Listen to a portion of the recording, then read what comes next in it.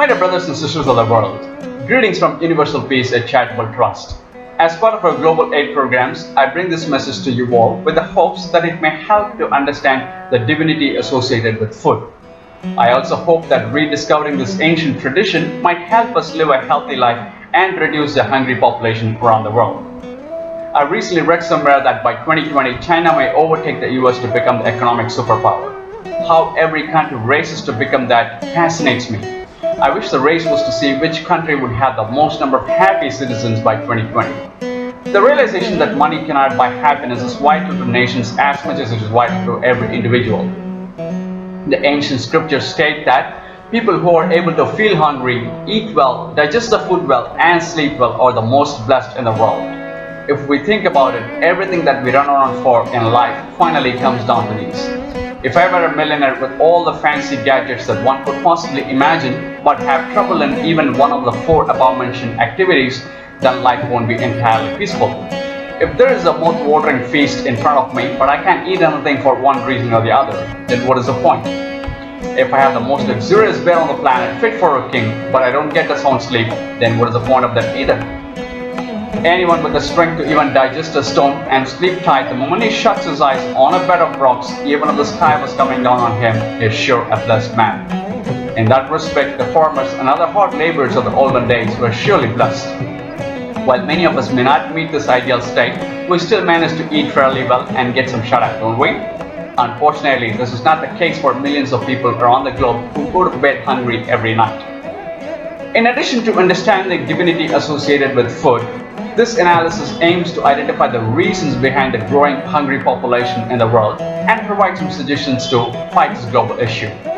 There are 4 sessions in the study on divinity that is associated with food.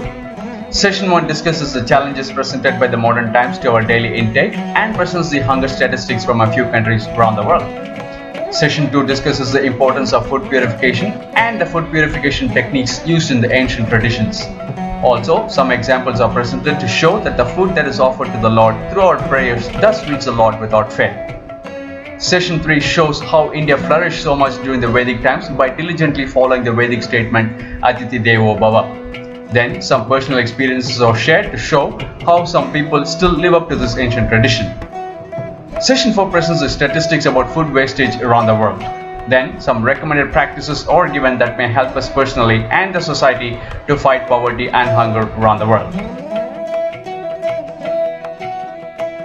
Session 1. In this session, first we will look at the challenges presented by the modern times to our daily intake. We will then look at the hunger statistics from a few countries from around the world.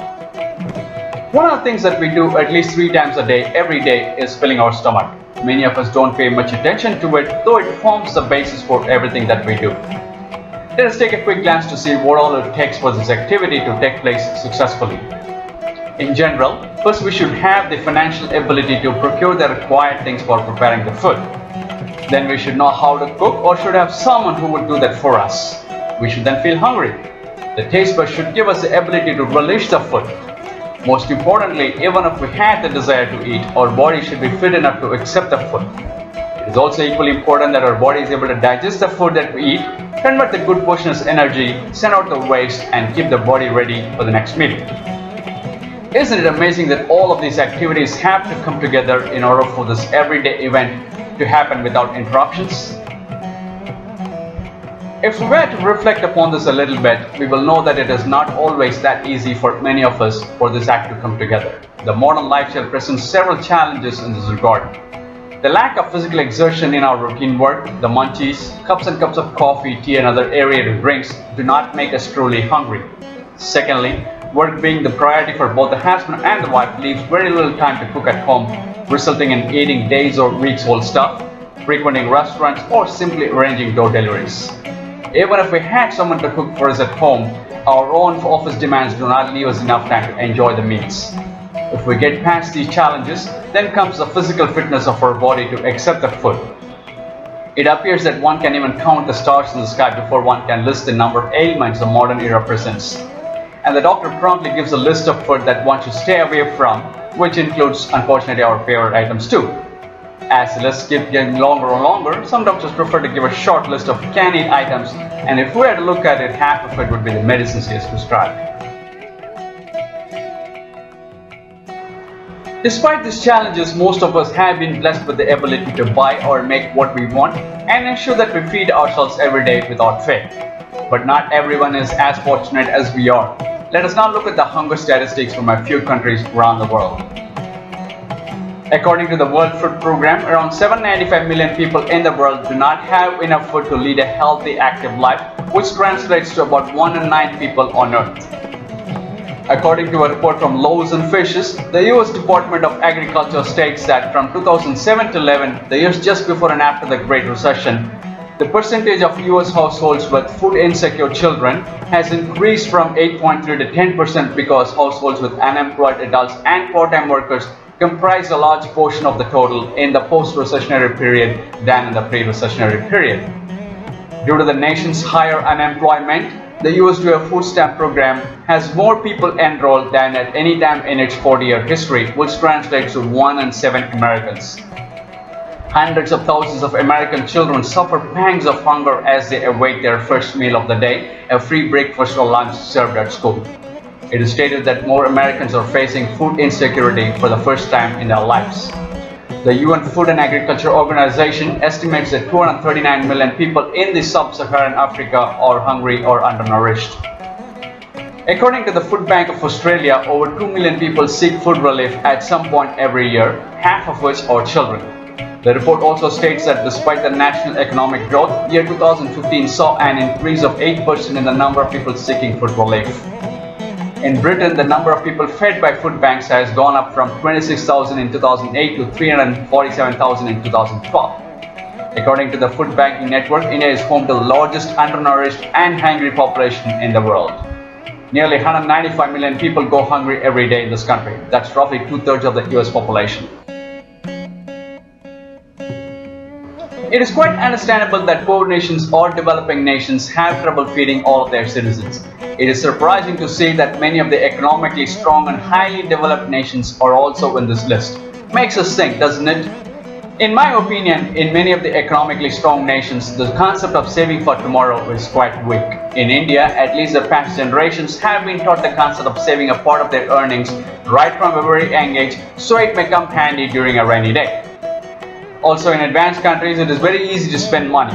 The numerous entertainment options, attractive shopping malls, wide range of restaurants and whatnot attract people so much that it becomes very hard not to explore these pleasures.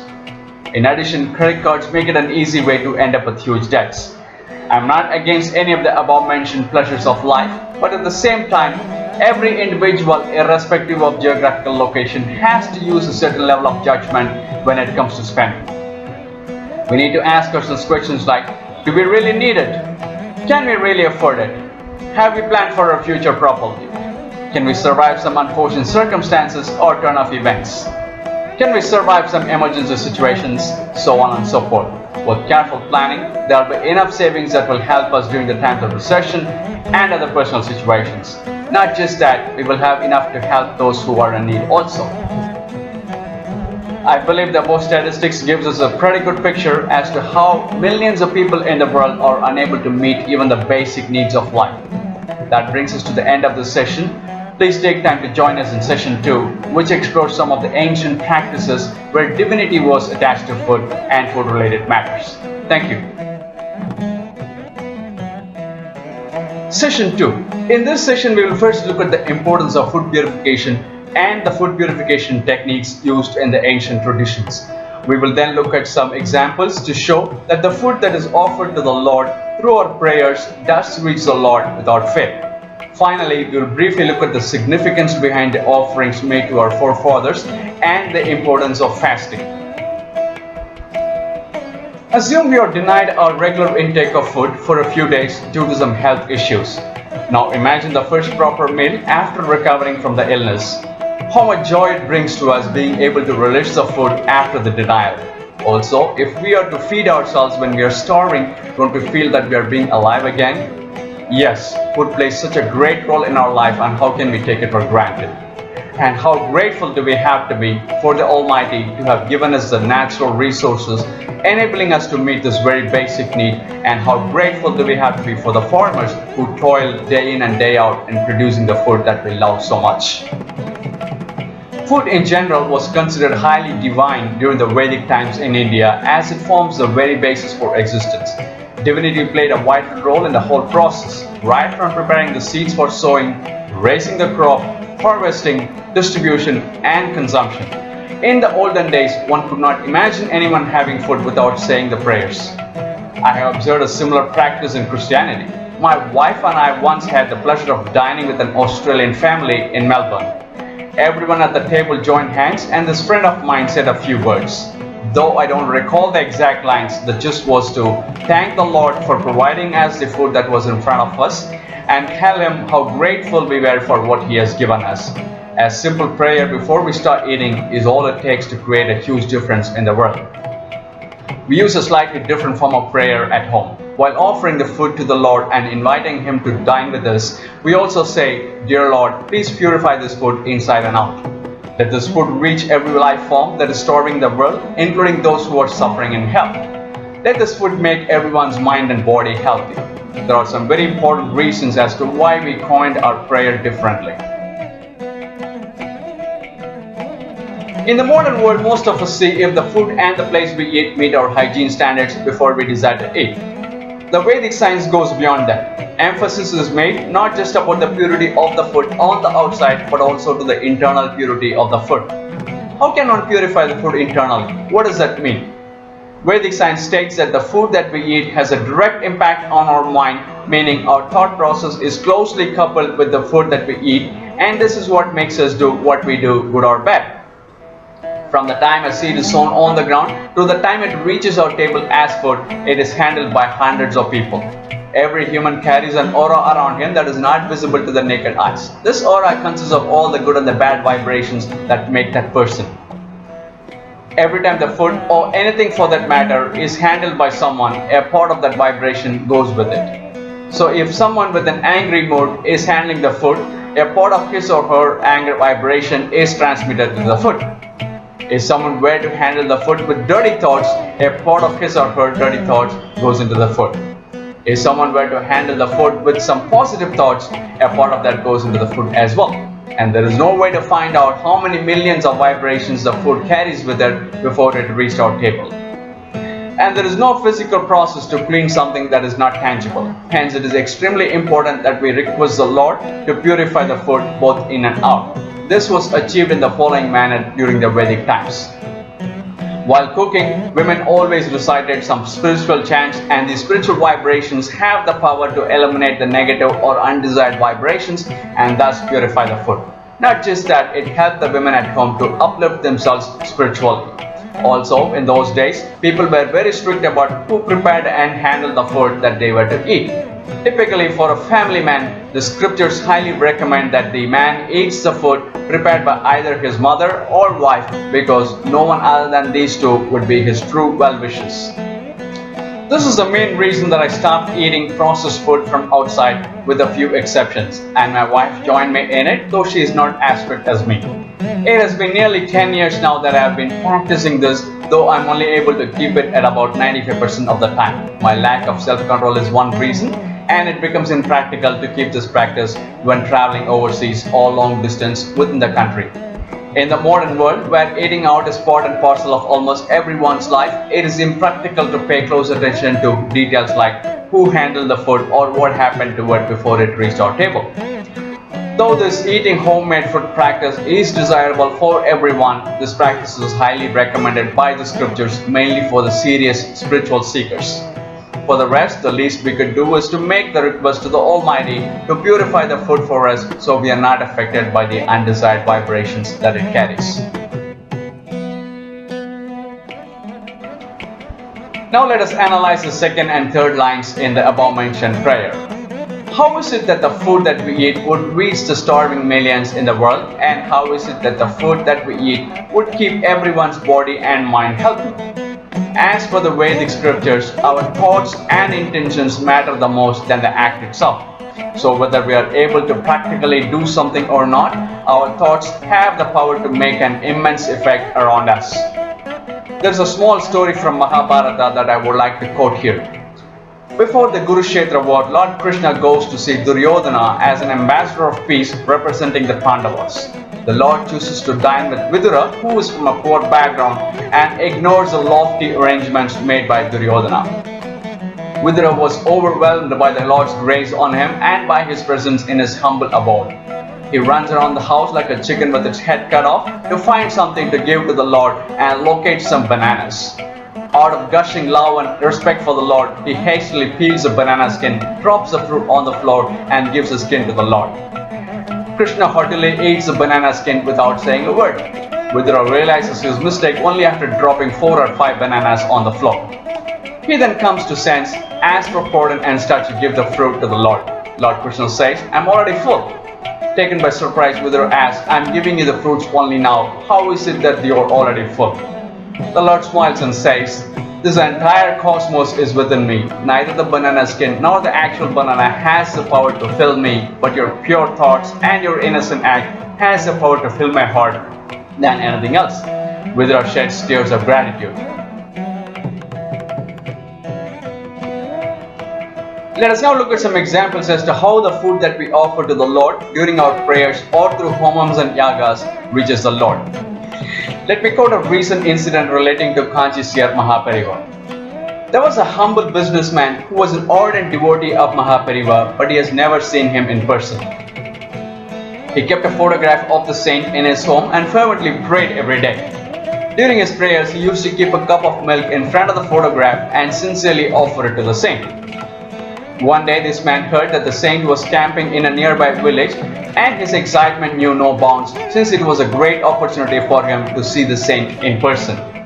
But that didn't stop him from doing his usual prayers.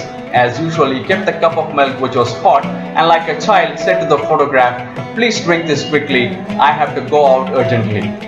After finishing his prayers, he went to the village where the saint was camping and stood in the long queue waiting to get blessings from the saint.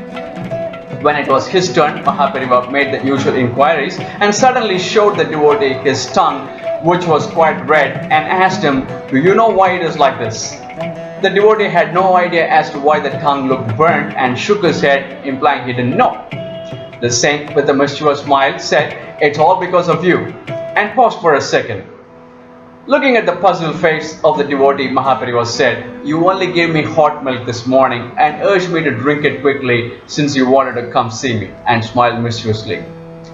Not only the devotee, but everyone else there was stunned like anything. How in the world he knew about the milk that was offered to him in front of a photograph by a person whom he has never seen before, and how did he know that it was quite hot? Needless to say, the devotee was in tears of gratitude that even his humble offerings didn't fail to reach the saint. A similar incident from the life of Jesus. A lady who had been unwell for 12 years spent all her money seeing many physicians, but her condition only grew worse over time. One day, she heard Jesus was in her village, came up behind him in the crowd, and touched his garment, thinking, "Even if I touch his garments, I shall be made well." And miraculously, her ailments vanished completely right that minute. Jesus felt the transfer of energy from him, turned to the crowd, and asked, "Who touched his garments?" After a pause, the lady came in front of Jesus, trembling with fear, and told him the truth. Jesus smilingly said, "Daughter, your faith has made you well. Go in peace and be healed of your disease." That is the power our thoughts and true prayers have. Anything that is done out of pure love, faith, and dedication does not fail to reach the Lord or the true saints who are the human incarnations of the Lord. In the Vedic traditions, in a yaga or a homam, many things are offered to the Lord through fire. Cooked food, food grains, fruits, new clothing, jewelry, etc. The offerings were given as a matter of respect to the Supreme Power, who has given us everything that we will ever need in life. Questions are often raised as to where the proof is to show that the offerings made in the yaga actually reach God, and many argue that it is a waste to throw precious items in fire. In the ancient days, when a yaga was performed, the Lord to whom it was dedicated to actually revealed himself at the end of the ritual to receive the offerings and bless those who performed the yaga, as long as there was absolute purity, sanctity, and dedication in the ritual. In the present materialistic era, as these traits could not be expected in its pure form, one cannot expect the Lord to reveal himself to prove that he is accepting the offerings. But in order to keep alive the belief that the offerings do reach the Lord, he sometimes performs miracles directly or through a self-realized being. Sri Mahapariva performed one such miracle in the recent past. After he left his body, a temple was built in his honor with a granite statue of him as the main deity of the temple in a village called Orikai near Kanchipura. A homam was performed in the temple by the ardent devotees of the saint. Touched by the purity of the homam, Sri Mahapariva appeared in the homam fire and in the form of fire. As you can see in the picture, a clear human form in sitting posture is seen with the right arm extended, which contains another small ball-like fire. In homams, rice balls are offered in the fire while the corresponding Vedic mantras are chanted, and the small fireball is the proof that the saint has accepted the offerings. Adjacent to the head, one can see a thumb-sized fire, which is actually the tip of the sacred stick called as dandam in Tamil that Hindu monks usually carry with them. Needless to say, fire created in such casual and natural ways typically burns in a wild fashion and does not create any specific form whatsoever, let alone a human form. One can be sure that this is not a Photoshop picture. There are hundreds of people who directly witness the miracle. As more and more people around the world question the existence of the supreme power, I think this might serve as one of the solid proofs to the doubting minds, and also as a solid proof that the offerings made in the homam fire do not go waste, but they do reach the Lord as long as they are offered with purity and dedication. One of the Vedic traditions practiced even today is to make offerings to the family members who have passed on, especially to the father and the mother. Though it is done in an elaborate fashion during the anniversary, there is an everyday act that gives a way to remember our forefathers. It is believed that members of the family who have passed on visit the family in the form of crows, and when food is offered to the crows, it reaches the forefathers who bless the family in return. This practice has been there in India for ages. Several non-believers ask, where is the proof for all this? Only saints like Mahapariva or Ramana Maharishi can show actual proof to such matters. For the rest, it is a strong belief in the system that matters the most. For the sake of argument, even if none of the above is true, in the very least, we have the following benefits. First of all, it gives us an opportunity to remember our forefathers and show our respect, and whether they actually receive the offerings or not is immaterial. Secondly, we get an opportunity to show our care to other life forms, which happens to be the crows in this case. As explained through the above real-life incidents, our gesture is what matters the most than the act itself. Fasting is another ancient tradition that is being observed in many religions. In the Vedic traditions, though fasting is done in the name of the Lord, it actually helps us personally and the society. Let me explain it briefly. Our body is more like a factory, and all the parts in it are like machinery. It takes in food as raw material, processes it, converts it to energy, distributes it to the entire body, and disposes the waste. So no wonder it requires rest, and fasting is a way to give it rest. And when this fasting is done in the name of the Lord, the act becomes divine. It fascinates me that how beautifully everything that we do in our everyday lives is connected with divinity. Not only it helps us personally, but as per the scriptures, the food that is saved during the day of fast is to be collected and given to the poor and needy. In my opinion, nothing can be nobler than this. We make a little sacrifice for the sake of others, and in the process keep both our body and mind healthy. Today, plenty of social organizations ask people to make these little sacrifices to give to the poor, while in the ancient days, this was a way of life for everyone. That brings us to the end of this session. Please take time to join us in session 3, which talks about how India flourished so much during the Vedic times by diligently following the Vedic statement, Atithi Devo Bhava. Thank you. Session 3. In this session, we will see as to how India flourished so much during the Vedic times by diligently following the Vedic statement, Atithi Devo Bhava. I will then share some personal experiences to show how we can still see some people living up to this ancient tradition. In general, we seek everything on the outside, whether it is a research question that we are trying to answer, or some material pleasures that we desire, or even if it is peace of mind that we are looking for.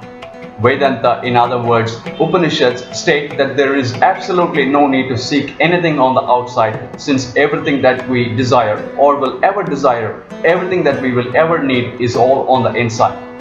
It further states that by attaining self-realization, everything that we ever want to achieve on the outside can be achieved on the inside. This is the most significant difference between Vedas and other forms of teachings. While I'm not qualified to elaborate on this, I firmly believe in this principle just because all the renowned saints of India have said this over and over again.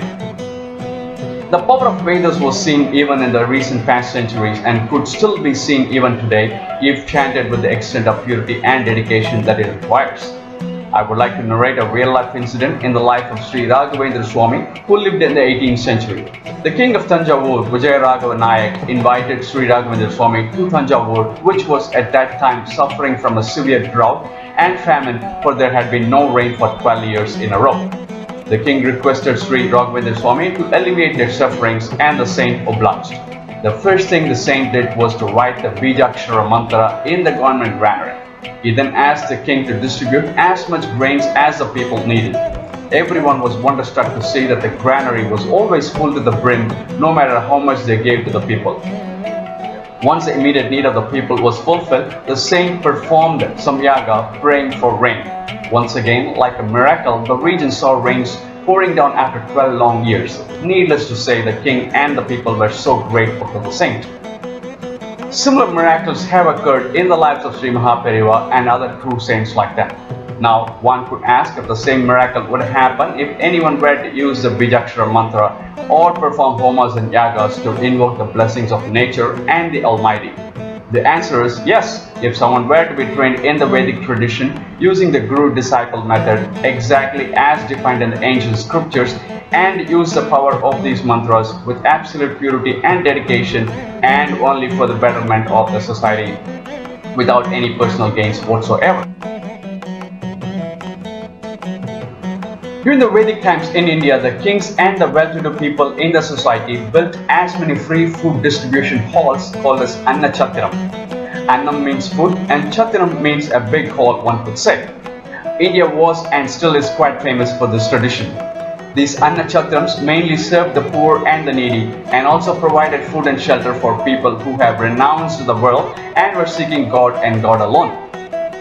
These halls also help travelers to take a break in the journey so they can rest in a safe place. Apart from these Anna Chatirams, there was another unique tradition in India.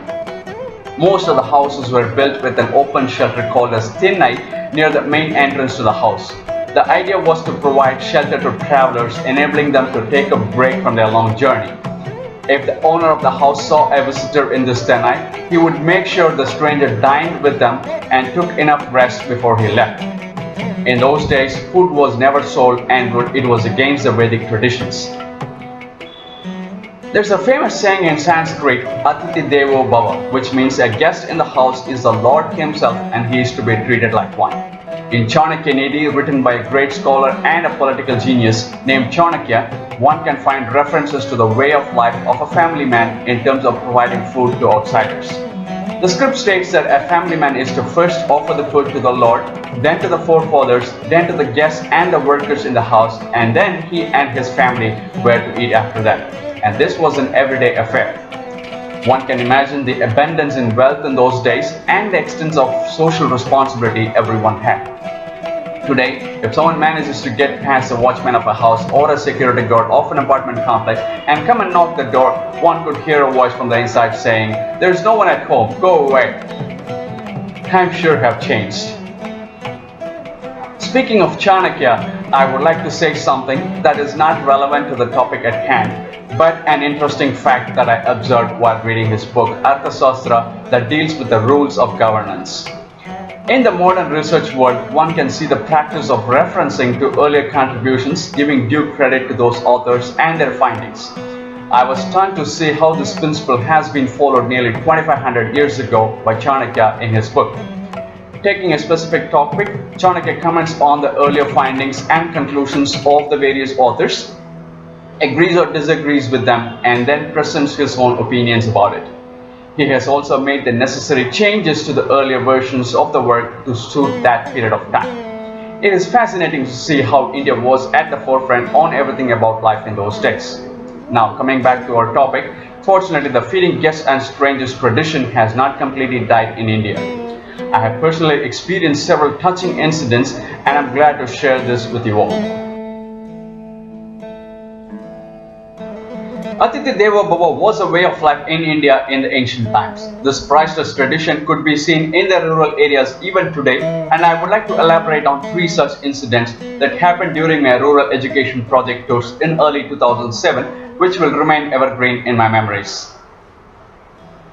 In the first case, I got introduced to a well-respected man in a village named Thirumanur in the Perambalur district of Tamil Nadu. I had gone to his house along with a few others whom he already knew.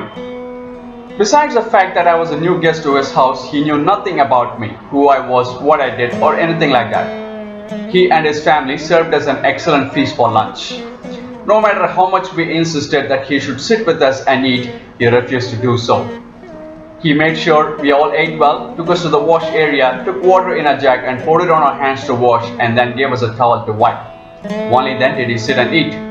Later, we came to know that he had been fasting since morning, and by the time he had lunch, it was already 3 in the afternoon. That's when I realized that he was a well-respected man in the village, not because of what he had in terms of material wealth, but because of what he was as a person. I'm much younger than him, and there was absolutely no need for him to go to that extent of helping me wash my hands. The respect that I got there was not because I was from the US and not because of my social status. Like I said before, he had no idea about my background until someone filled him in after lunch. The courtesy and respect extended was purely to another ordinary human who was a guest at his place. In the second case, I had to go to someone's house for lunch without prior notice. This was in Tirunelveli district of Tamil Nadu. The moment the head of the family saw me, he was running like a chicken with head cut off, rushing here and there, getting things ready for me to have lunch because he knew I would be hungry. The way he did everything gave a clear picture as to how a guest was treated by a host in the villages. Atiti Devo Bhava was a reality there too. In another case, I happened to go to an ex-cabinet minister's house for a meeting in Tanjavur. He must have been in his early 70s at that time. He was a cabinet minister, equivalent to a senator in the US during MGR's reign, and his forefathers had held such high positions during the king's rule. But the amount of politeness and friendliness he exhibited throughout was phenomenal. When it was time to leave, he came walking all the way down, came out of his palace-like house, walked with us all the way, came out of the gate and watched us get into the car and leave before he turned back. A man of his caliber and a man of his age definitely didn't have to do any of these, and we were absolutely nothing when compared to his background. That was how civilized India was in the olden days. I recently read about an incident that happened in Mother Teresa's life. There was once a severe famine in Calcutta and people were dying in hundreds out of hunger. As Mother Teresa was going through one of the slums, she came across a very poor Muslim lady who had not eaten for a few days in a row. Mother Teresa was so deeply grieved looking at her, and she managed to get a 5 kg bag of rice and gave it to her.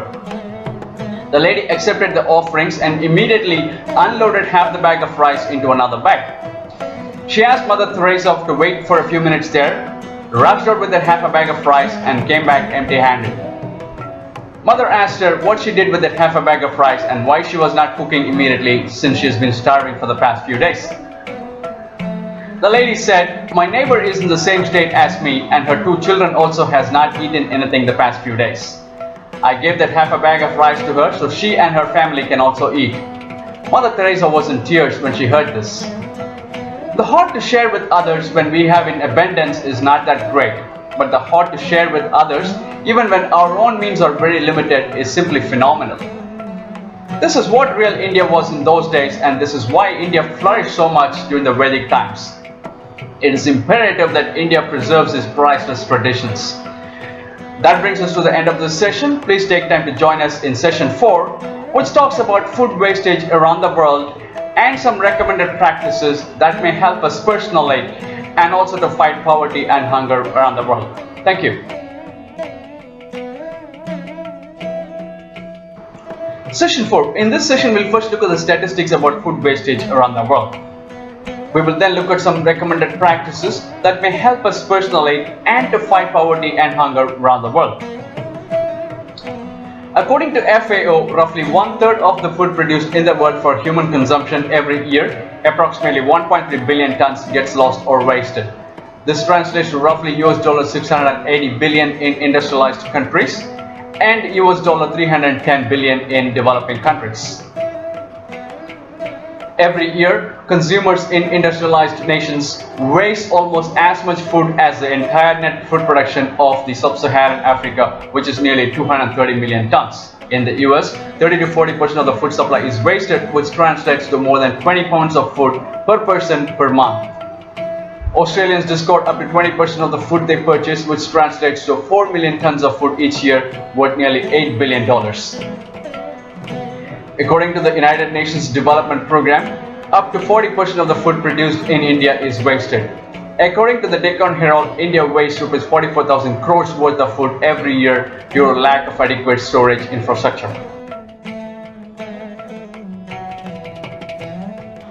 What an enormous amount of wastage of food around the world when we have millions of people going to bed hungry every night.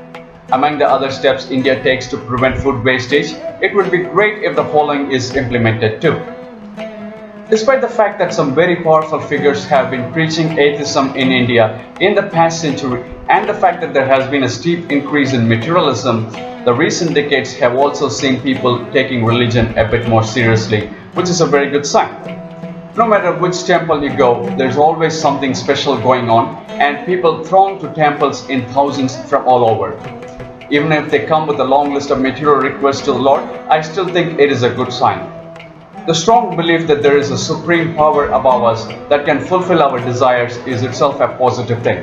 As it goes with that tradition, people offer a lot of fruits, vegetables, sugar, honey, and mainly milk to the temple, in addition to flowers and money. The temples use these loads and loads of edibles to bathe the idol of the Lord as part of the rituals. At the end of it, the devotees get a spoonful of this mixture, but it is not hard to see that most of it goes down the drains. As much as we try to please the Lord with our beautiful rituals, there is a need to look on the outside of it. After all, these rituals in the olden days were put in practice mainly to use them as a reason to help the poor and the needy. It would be really great to see a day when all the temples in India collect these tons and tons of edibles in a clean fashion and distribute them in some form to the nearby slums where people and children are in thousands unable to meet their daily nourishment requirements. Letting so much food go down the drains is one of the biggest sins, and I'm sure the Lord will definitely not be pleased by our actions.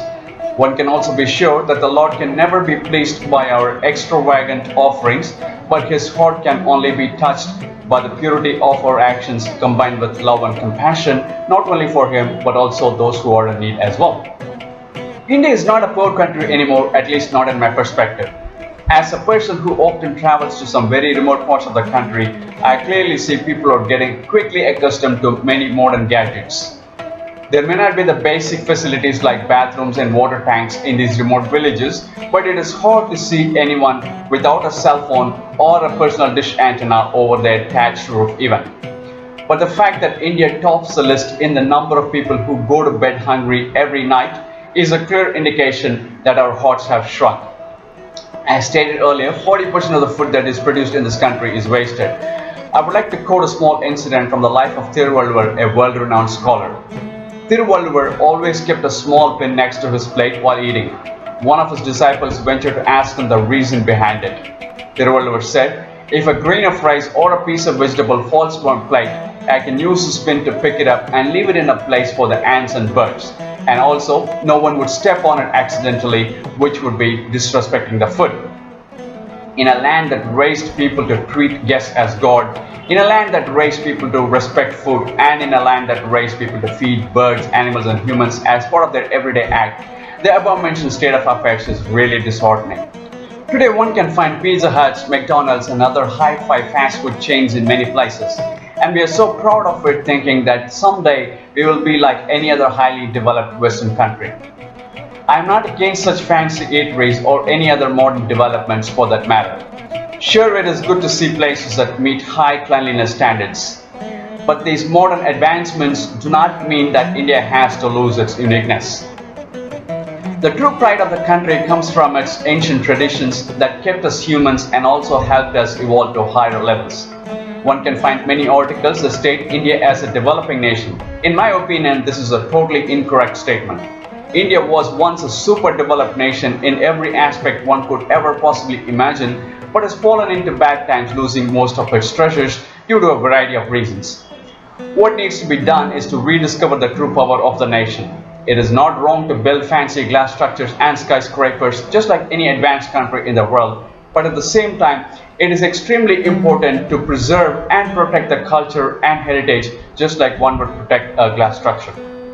If a glass building breaks, we can always rebuild it, but if a more fragile thing such as the culture and traditions of any nation is lost, it will be a severe blow not only to the nation but to the entire world.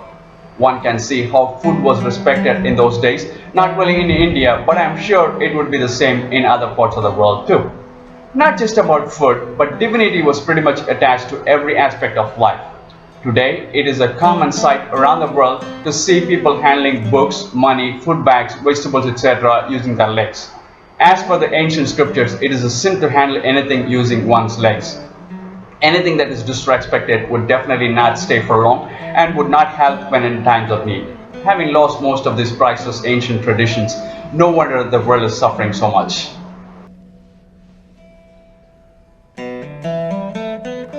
Let us now look at some of the recommended practices from the ancient teachings that may help us personally in some way and to fight poverty and hunger around the world.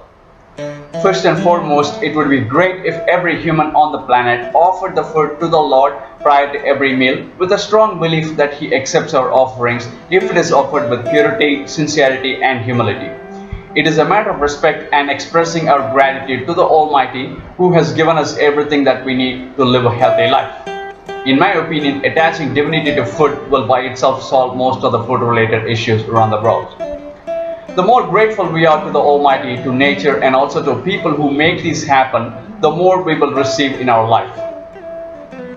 It would be wonderful if we kept a practice of feeding at least one deserving person outside the family every day. Also, it would be great if we fed at least one bird or domestic animal every day. Caring for others broadens our outlook on life and enables us to make extraordinary personal discoveries. It may be good to be a vegetarian at least for a few days in a week, if not for anything, at least from the Ahimsa perspective. Ahimsa means respect for all living things and avoidance of violence towards others. One can see a lot of articles that talk about promoting vegetarianism in the world. Being born and raised as a complete vegetarian myself, I am definitely inclined towards it. I also admit and regret that I have violated this way of life for a brief period of time in the US in the name of exploring things during my young blood rush days. Fortunately, the inner transformations duly directed me away from that quickly. It appears that many vegans don't use even dairy products including milk on the basis of non-cruelty to animals. I do understand that cows are abused as milk manufacturing machines and calves that are even less than a day old are taken away from their mothers to prevent them from drinking their mother's milk, which is definitely not fair. But I think there is a need for clarity about taking the milk from the cows. Ancient scriptures state that nature has designed cows in such a way that if the milk is not squeezed out at appropriate times, it will clot inside the cow and could potentially be fatal to the cow. Also, if a calf were to drink too much of its mother's milk, it would get sick. In the olden days, a balanced approach was taken in such a way that humans squeezed the milk out of the cows after letting the calves drink of how much ever was appropriate. This was a win-win situation for everyone. The cows lived, the calves enjoyed being nursed by its mother while getting their quota of milk, and humans were benefited too. It is also important to know that in those days, no cow was genetically altered to produce more milk. Whatever naturally happened was shared by everyone. Staying away from junk food is very important to a healthy life. One can see that the recent generations live on items like chips and other fried items, aerated drinks, pizza, and other such hard to digest or unhealthy food items. Breaking the food discipline once in a while may be alright, but living our life on junk food will definitely show its true colors before we turn 40. It is recommended to have dinner at least 2 to 3 hours prior to going to bed. This leaves enough time for the food to digest before we hit the bed. Human body is composed of 5 elements: water, air, earth, fire, and space. Fire, in other words heat, is one of the vital requirements for the body to function, including the digestive system. While our body is in motion, it generates enough heat that helps with digesting the food easily. While the body is at rest, not enough heat is generated, and if there is plenty of food left to digest, the digestive system has to put in extra effort to generate the amount of heat required to perform this task. This will also prevent us from sleeping sound. That is why doctors recommend early dinner and a good walk right after dinner. It is best to avoid munching at odd times and in between meals. The body requires at least 4 to 5 hours to completely digest a full meal, so it may be best to give the system the time it requires to do the job instead of keeping it busy all the time. It may be a good practice to add a little bit of naturally bitter items to our intake every day. For example, raw and young neem leaves, bitter gourd, nilavembu, and other such natural products are good for general health. They increase our immunity by killing the disease-causing germs in our body and also improve the digestion power. There is an ancient saying that goes something like, anything that the taste buds long for is bad for health, and anything that the taste buds reject are good for health. The above natural products certainly fit this description. In the olden days, before the invention of toothbrush and paste, people in India used to chew fresh neem sticks. No germ could stand the bitter juice that comes out of that. Needless to say, the breath will always be fresh, and there was no need for breath mints in those days. Not just that, there won't be tooth decay if one were to practice this from a very young age. If we still had this practice, I'm sure many paste companies and dentists would go out of business. To keep the mind and the body in a healthy state, it may be a good idea to observe fast by skipping at least one meal at least once a week. Eating as a family, at least during breakfast and dinner, is a very healthy practice. It will help to strengthen the bond in the family. The scriptures recommend avoiding non-stop chatting while eating, so the food is given the due respect that it deserves and enough attention is given to the food that goes inside. As an exception, chatting is recommended when we are entertaining guests to make them feel at home so they can enjoy our company. It is best to keep the phones off or put it in silent mode during all eating hours. How compelling is it to see who is calling and to answer the phone? One can see many people talking for a prolonged period of time, forgetting the food, letting the plates and the hands go dry. In my opinion, it is nothing but disrespecting the food. While eating out gives us an opportunity to try a variety of cuisines and relax ourselves at the same time, I believe the same joy can be brought to our homes. Husband and wife cooking together, trying out different cuisines at home would give an enormous amount of joy and help with building a strong union.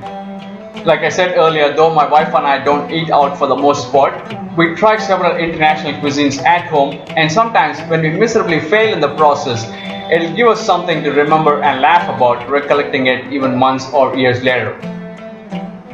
Another advantage to eating homemade food is the hygiene part of it. We can be sure that the food passes through our cleanliness standards to the practically possible extent, depending on the place and the environment that we live in. Last but not the least, every person on earth should make sure that not even a bit of food goes waste. It has to either go into our stomach or shared with others. Any leftovers on the table could be used to feed birds and animals. Every time we sit on the table to dine, if we think of the millions of people who are not as blessed as we are, I'm sure we will not have the heart to waste the food that is so precious. With these recommended practices and the steps taken to solve the logistical issues enabling proper storage and distribution of food, I'm sure the world will see a day when no one goes hungry. No matter how much we run after money, power and whatnot, bottom line, the first priority remains that we feed ourselves every day. Everything else comes only after this. Let us take a moment to say our thanks to the Lord who has made this possible. Be compassionate towards those who go hungry every day and do what we can to help them. That brings us to the end of the study on understanding the divinity associated with food. Thank you all for listening, and we from Universal Peace, a charitable trust, send our love to all of you and wish you a life filled with peace and prosperity. We kindly request you to share this video with your family and friends. We heartily welcome your suggestions so we may improve upon, and please support our work in whatever possible manner. May love and peace radiate throughout the universe. Thank you. Please note the following. Due to the varying internet speed around the globe, we have decided to reduce the resolution of the video and the bit rate so it may enable people with low speed connection to watch the video. Dr. Saravanan Sundaresan talks about various social issues around the world and discusses ways to create a more peaceful world for the future generations. To watch his other videos, please visit our website www.universalpeacetrust.org and click on the videos menu option. Please purchase videos of your choice in high resolution as a DVD. All proceeds will directly go to our community projects. Please contact us for more details. Thank you.